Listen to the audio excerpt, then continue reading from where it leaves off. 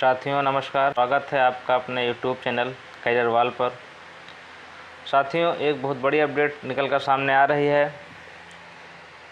UPSI भर्ती, Uttar Pradesh police भर्ती और प्रोन्नत बोर्ड द्वारा यूपीएसआई की वैकेंसी जारी कर दी गई है। कल रात यानी 12 अगस्त को यूपीएसआई की विस्तृत नोटिफिकेशन जारी कर दी गई है। तो आइए इसके संदर्भ में हम लोग कुछ बातचीत करते हैं। तो कुल ये 4,543 पदों की भर्ती है, जिसको 4 भाग में डिवाइड किया गया है। तो आइए देखते हैं। 4 भागों में एक यूपीएसआई महिला पुरुष दोनों की है। इसकी बात करें तो 4,242 पद इसमें हैं। श्रेणी वाइज अलग अलग डिवाइड किए गए हैं। वेतनमान की बात करें तो 9300 से 34,800 पे बैंड का वेतनमान इसमें रहेगा। Grade pay 4200। आगे देखें, दूसरा प्लाटून कमांडर पीएसी उपनिरीक्षक सशस्त्र बल, इसकी 135 पदों की भर्ती है। प्लाटून कमांडर उपनिरीक्षक विशेष सुरक्षा बल में केवल पुरुष अभ्यर्थी के लिए 60 पदों की भर्ती है। और महिला बटालियन हेतु महिला एसआई 106 पदों की भर्ती है। इसमें केवल महिलाएं ही आवेदन कर सकती हैं। तो कुल मिला के ये टोटल 4,543 पदों की भर्ती है, जिसको 4 श्रेणियों में डिवाइड किया गया है। पहला यूपीएसआई पुरुष या महिला, दूसरा प्लाटून कमांडर सशस्त्र पुलिस बल केवल पुरुष अभ्यर्थी के लिए, दूसरा प्लाटून कमांडर उप निरीक्षक केवल पुरुष अभ्यर्थी के लिए, और चौथी श्रेणी जो बनाई गई महिला बटालियन है तो यूपीएसआई उप निरीक्षक नागरिक पुलिस बल। तो 4,543 पदों पर यह भर्ती की जानी है। अब आइए देखते हैं कि इसकी समय सारणी मतलब आवेदन कब से प्रारंभ किया जाएगा। तो आवेदन नोटिफिकेशन जारी करने के उपरांत ही आवेदन की तिथि प्रकाशित कर दी गई है। मतलब आप तुरंत से आवेदन कर सकते हैं। 12 अगस्त को ही आवेदन प्रारंभ कर दिया गया है। अंतिम तिथि इसकी 11 सितंबर रखी गई है। आवेदन शुल्क जमा करने की तिथि भी सेम है। आवेदन शुल्क जमा करने के उपरांत आप फाइनल करने के लिए आपको 13 सितंबर तक का समय दिया जाएगा। अभ्यर्थी का जो आवेदन है वो ओटीआर के माध्यम से अनिवार्य कर दिया गया है। जैसा कि आपने देखा होगा, विभिन्न पदों में वैकेंसी आ रही हैं। हर डिपार्टमेंट में ओटीआर लागू कर दिया गया है। ठीक उसी प्रकार यूपीएसआई में भी ओटीआर लागू कर दिया गया है। तो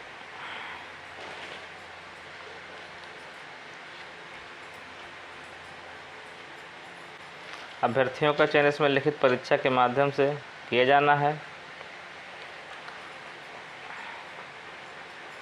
लिखित परीक्षा में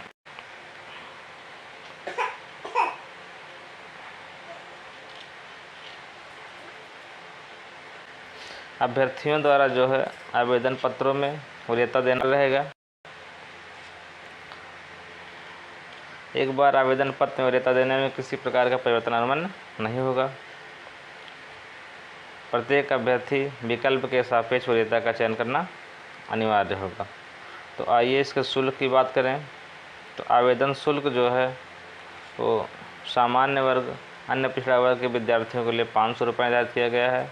वहीं SC ST के लिए 400।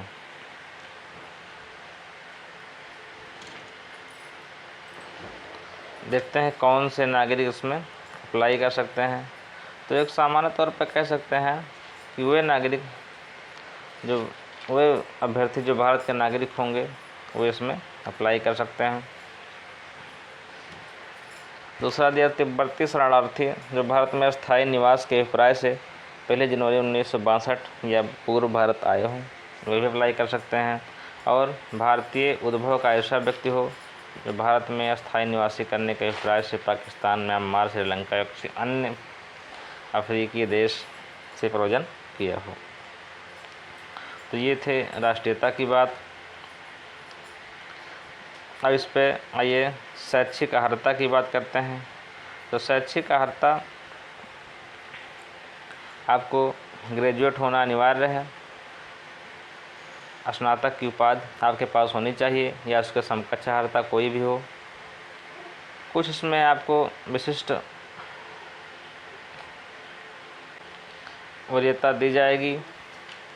यदि आपके पास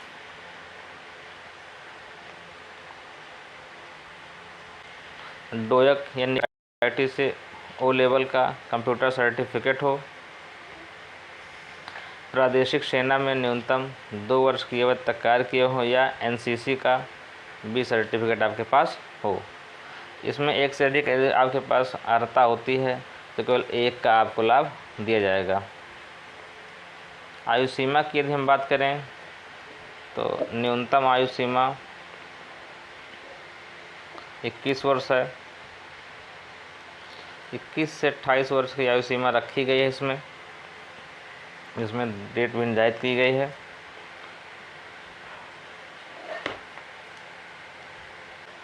परंतु इस स्पेशल भर्ती के लिए आपको अपवाद स्वरूप 3 वर्ष की प्रदान की गई है। मतलब इस वर्ष की जो भर्ती है इसमें आपको 3 वर्ष की छूट दी जाती है। आयु सीमा में छूट की बात करें तो सामान्य तौर पर 3 वर्ष की छूट इस वैकेंसी के लिए दी जा रही है। शेष आरक्षण के हिसाब से आरक्षित वर्ग को 5 वर्ष की अधिक छूट प्रदान की जाएगी। तो 5 वर्ष और 3 वर्ष कुल मिला के 8 वर्ष हो गए। तो सामान्य वर्ग के लिए 3 वर्ष, बाकी आरक्षित वर्ग के लिए 8 वर्ष की छूट प्रदान की जा रही है।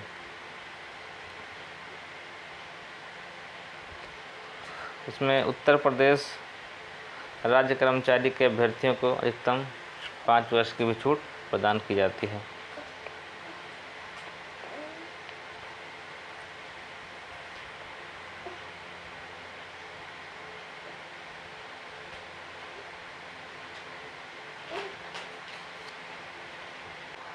लिखित परीक्षा के सिलेबस की बात करें तो 4 सेक्शन में इसे डिवाइड करें। 400 अंकों की परीक्षा होगी। प्रत्येक सेक्शन में 40-40 प्रश्न होंगे। जिसमें पहला सेक्शन होगा सामान्य हिंदी, 40 प्रश्न हैं, अधिकतम अंक 100। दूसरा सेक्शन है मूल विधि, संविधान या सामान्य ज्ञान से। तीसरा सेक्शन है संख्यात्मक एवं मानसिक योग्यता परीक्षा। और चौथा सेक्शन है मानसिक अभिरुचि एवं बुद्धिलब्ध परीक्षा। 40-40 प्रश्नों की संख्या है और अधिकतम 100 अंक, मतलब कुल मिला के 160 प्रश्नों की परीक्षा होनी है और 400 अंक की परीक्षा होगी। परीक्षा की प्रकृति OMR होगी। OMR आधारित परीक्षा कराई जाएगी।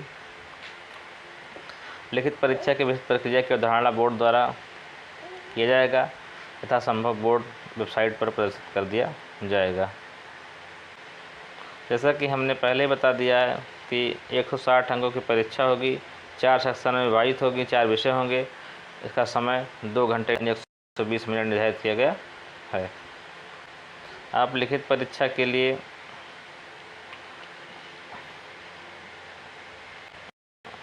प्रवेश पत्र समय पर वेबसाइट से डाउनलोड कर सकते हैं। upppb.gov.in पर प्रवेश पत्र समय पर उपलब्ध होंगे। अभ्यर्थियों के शारीरिक मानसिक परीक्षण की मानक परीक्षण की बात करें तो सबसे पहले पुरुष वर्ग की ऊंचाई देखते हैं। तो पुरुष वर्ग की ऊंचाई में सामान्य अनपिछड़ा एवं अनुसूचित जातियों के पुरुष के लिए न्यूनतम ऊंचाई 168 सेंटीमीटर होना अनिवार्य है। मतलब वही पुरुष आवेदन इसमें कर पाएंगे या शारीरिक रूप से सिलेक्ट हो पाएंगे जिनकी ऊंचाई 168 सेंटीमीटर होगी। वहीं ST अभ्यर्थियों के लिए बात करें तो 160 सेंटीमीटर ऊंचाई वाले पुरुष अभ्यर्थी इसमें पात्र होंगे। वहीं सीने की बात करें तो न्यूनतम सीने की माप 79 सेंटीमीटर बिना फुलाने पर, और फुलाने पर कम से कम 84 सेंटीमीटर, जहां अनुसूचित जनजातियों के अभ्यर्थियों के लिए 77 सेंटीमीटर बिना फुलाए और 82 सेंटीमीटर। कहने का तात्पर्य कि न्यूनतम 8 सेंटीमीटर सीने का फुलाव अनिवार्य है। 79 सेंटीमीटर सामान्य तौर पे और 77 सेंटीमीटर एसटी अभ्यर्थियों के लिए लागू है। वहीं महिला अभ्यर्थियों के लिए न्यूनतम शारीरिक मानक ऊंचाई देखें तो 152 सेंटीमीटर होना चाहिए। अन्य पिछड़ा एवं अन्य जातियों के लिए तथा एसटी जातियों के लिए 147 सेंटीमीटर अनिवार्य है।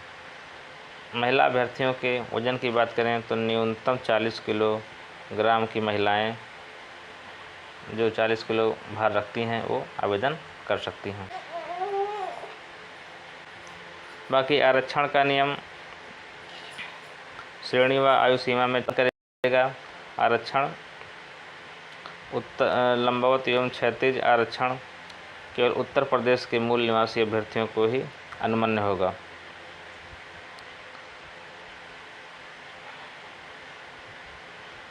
सामान्य वर्ग के आर्थिक रूप से कमज़ोर वर्गों के लिए 10% आरक्षण उत्तर प्रदेश लोक सेवा आयोग उत्तर प्रदेश लोक सेवा आर्थिक रूप से कमज़ोर वर्ग के लिए आरक्षण अधिनियम 2020 के अनुसार दिया जाएगा। इसमें इनकम 8 लाख से कम हो आर्थिक वर्ग के रूप में गिने जाएंगे। ऑनलाइन आवेदन पर बात करें हम तो ऑनलाइन आवेदन हमने पहले भी बताया कि OTR के माध्यम से किया जाना है। सबसे पहले स्टूडेंट अपना OTR वेबसाइट पर करा लेंगे, तत्पश्चात आवेदन करेंगे। OTR के लिए चरण निर्धारित किए गए हैं। अगर आप इस पर कमेंट करेंगे तो हम इस पर भी एक वीडियो बना देंगे।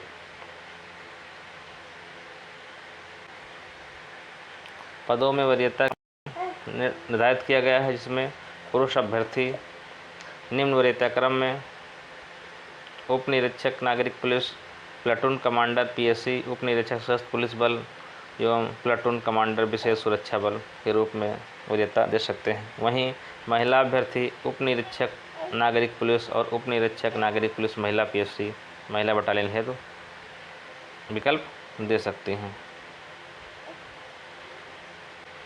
प्रत्येक अभ्यर्थी को उपलब्ध विकल्पों के सापेक्ष वरीयता का चयन करना अनिवार्य है। मतलब प्रत्येक अभ्यर्थी को वरीयता का क्रम चयन करना कंपलसरी है।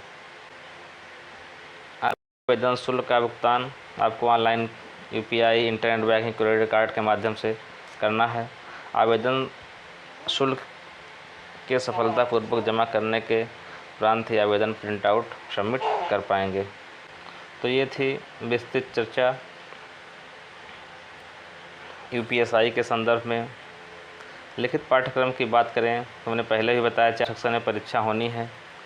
सामान्य हिंदी, मूल विधि, संविधान या सामान्य ज्ञान, संख्यात्मक एवं मानसिक योग्यता परीक्षा और मानसिक अभिरुचि बुद्धिलब्ध परीक्षा। 40-40 प्रश्नों की श्रृंखला होगी चारों सेक्शन में और 100 अंक निर्धारित किए गए हैं। सभी प्रश्न वस्तुनिष्ठ प्रकार के होंगे। कुल मिला के 160 प्रश्नों की संख्या होगी और 400 अंक होंगे। तो ये रही आज की चर्चा यू के बारे में। इसके सिलेबस की बात करें तो विस्तृत सिलेबस वेबसाइट पर और विज्ञापन में दिया गया है। यदि आपको उचित लगेगा तो आप लोग कमेंट कर दीजिएगा, तो हम इस पर सिलेबस पे एक विस्तृत वीडियो बना देंगे।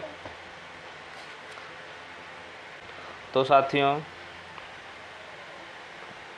UPSI के बारे में हमने आपको एक सामान्य मोटा जानकारी दे दी है। अगर आपको और गहन रूप से विस्तृत जानकारी चाहिए तो आप अपना कमेंट बॉक्स में कर सकते हैं। तो आप लोग आवेदन आज से प्रारंभ कर दें। तो ये जानकारी कैसी लगी आपको, आप लोग कमेंट बॉक्स में ज़रूर बताइएगा। धन्यवाद।